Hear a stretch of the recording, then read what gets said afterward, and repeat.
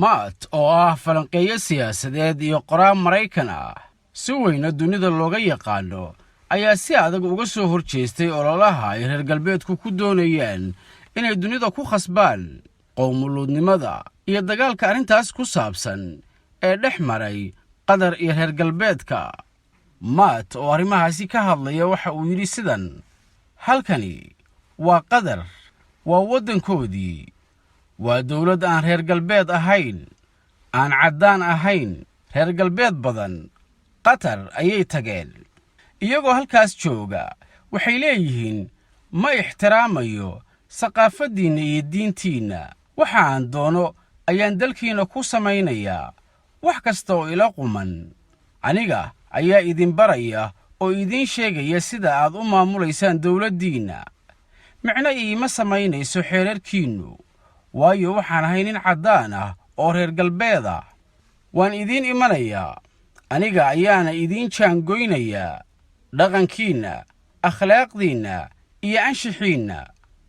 oo micnaheedu tahay anigoo reer galbeed ah ayaa noqonaya marjaca loo laabto oo laga qaato anshaxa dhaqanka iyo akhlaaqda. sidaas ayay reer galbeedku u fekerayaan. sidaasina waa gumaysi dhinaca akhlaaqda iyo fikirka ah oo dunida oo dhan iyo Qatarba la doonayo in lagu khasbo. laakiinse Qatar si fiican oo ilbaxnimo ah oo caqli ku dhisan ayay u dhaqantay. xaq ayayna u leedahay inay difaacato xeerarkeeda, dhaqankeeda, diinteeda iyo qiyamkeeda wixii la xidhiidha. waxaana sii caawiyey inay dhaqaale leedahay oo isku filan tahay oo aanay waxba uga baahnayn reer galbeedka. qadariyiinta qaarkood ayaa mawduucan si fiican uga hadlay oo kani ka mid yahay oo Twitterkan soo qoray. wuxuuna yidhi, ka qadari ahaan waan ku faraxsanahay waxa dhacay. ma garanayo marka ay reer galbeedku garwaaqsan doonaan in qiyamkoodu aanu ahayn mid dunida oo dhan ka dhaxeeya oo caalami ah. waxaa jira dhaqamo kale oo kala qiyam duwan oo ay tahay in la wada tixgeliyo. yaynan iloobin in reer galbeedku aanu ahayn afhayeenka bini'aadannimada. ninkan ujeedkiisu waa inuu dhammaaday gumaysigii xoogga laysku qabsan jiray. maantana ma yeelayno gumaysi dhinaca akhlaaqda iyo fikirka ah, ayuu hadalkiisu la micno yahay.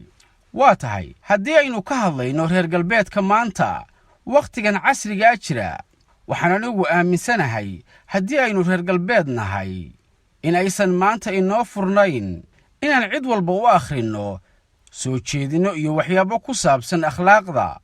waan ka cabsanayaa inaan idhaahdo innagu kagama jiro dhinaca akhlaaqda martabad sare oo wax inaka reeban maba jiraan. haddii aan reer galbeed nahay waxaynu ku nool nahay waddan aynu 60 milyan oo cunug uurka hooyadood ku dilnay. aaway bini'aadannimadii carruurtaas dhalan lahayd maxay galabsadeen? waxay xaq u lahaayeen inay noolaadaan. haddii aad tahay mid aaminsan in aynu bashar nahay, waxaad ogaataa inaynu innagu mas-uul ka nahay xasuuqidda ummadaan waxba galabsan, weliba xasuuq midkii ugu foosha xumaa ee ka dhaca meeraha dhulka. innagoo sidaasa ayaynu rabnaa inaynu u tagno caalamka kale oo aan feker ahaan u qabsanno oo u gumaysanno. oo aynu rabnaa inaynu dunida kale u sheegno inay u baahan yihiin inay sideenna oo kale noqdaan. haddaba dhibi waxay ka jirtaa marka aan dawladaha kale aan sidaas ku nidhaahno oo aan u sheegno inay fikradaheennaas nooga daydaan si ammaankaag ah oo la yaab leh. intay noo soo fiiriyaan ayay odhanayaan, maya, ma doonayno inaan sidiinna oo kale noqonno. oo sidee baan sidiinna oo kale u noqon karaa reer galbeedow idinkoo aaminsan in raggu ay uur qaadi karaan oo ay macquul tahay, wiilasha yaryarka ahna qalliimo ku sameeya oo u beddela gabdho, gabdhahana wiilal u beddela. waxay leeyihiin waxaasi waa wax laga wiswiso ee idinkuma dayan karo. halkaas markay marayso reer galbeedka gebi ahaanba waa laga saxan yahay. reer galbeed ahaan waxaynu nidhaahnaa qof walba xaq ayuu u leeyahay inuu fikirkiisa ka hadlo. laakiinse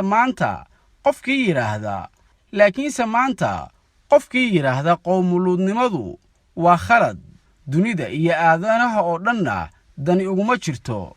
qofka sidaas yidhaahda weerar ayaa lagu qaadayaa oo ah sidee baad uga hadli kartaa qowmuluudnimada? aawey xorriyatul qowlkii. taasina marka waxay caddaynaysaa in buunbuunin badan ay jirto. haddii aad wax wanaagsan waddo waxaad oggolaanaysaa in lagaala doodo, laakiin tan marka laga hadlayo lama oggola. xataa social media haddaad uga hadasho waa la tirtirayaa, ama mawaadiicdaas meesha lagu soo qorayba hawada ayaa laga saarayaa. sidee ayay taasi ku dhacday? reer galbeedku maanta waa uu ka liitaa wakhtigii ka horreeyey kacaankii warshadaha. galbeedku waxyaabo badan oo uu maanta faafinayo oo uu dunida ku sandullaynayo waxay u badan tahay inuu isla galbeedku ku sumoobi doono oo ay ka shallayn doonaan. wakhtigan isla haddana waa mid socota oo aynu aragno waxa aynu ka dhaxallay. waddamo badan ayaa hadda ka cabanaya in ay isirguureen oo uu ingiriisku ugu horreeyo. tirakoobyo la soo saaray. haddaba aynu isweydiinno waxa ay waxaasi ku dhaceen. marnaba ma dhacayso inay dunida kale inaga qaadato waxyaabaha aynu hadda u dhibtoonayno. Showing up and saying, I don't respect your customs. I don't respect your beliefs. I'm going to do what I want in your country. I'm going to tell you how you should run your country. Your laws don't mean anything to me because I'm the white Western guy.